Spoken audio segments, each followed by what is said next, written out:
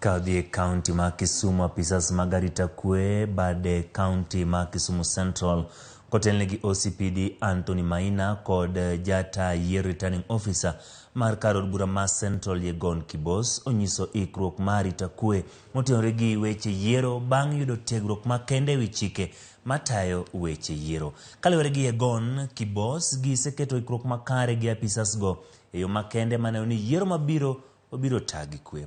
Kotwak gi jofwambo bang' tiegruok makamano kar chokruok mag Mama Grace e chuny boma ma Kisumu, OCPD ma Kisumu Central Sub-County Anthony Maina beno bedo ni gisebedo gi twak makare kindi gi jopiny neno kaka ginyalo nyayo kwe motelo ne yiero to kod tok yiero.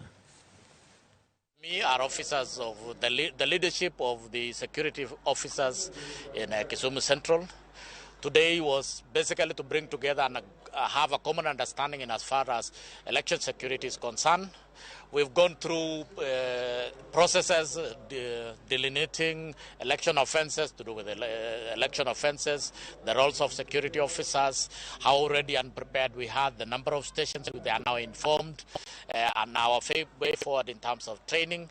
And I do believe now we are a teamwork in terms of election security, and I think Kisumu Central we are set and ready to go. We have made adequate operational plans to cater for all and any contingencies before the elections.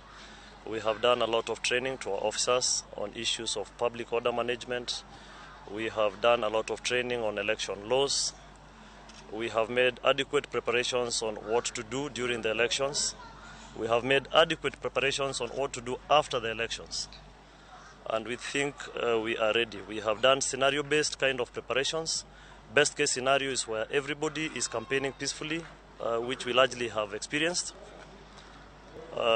where everybody is going to vote peacefully, where elections will not be disputed and will not have any kind of skirmishes. That is the best case scenario. Guided by experience, again, we are ready for any eventuality where maybe disputes, where campaigns do not go on peacefully, where elections are disrupted. In either case, we are very, very well prepared for both of those two scenarios.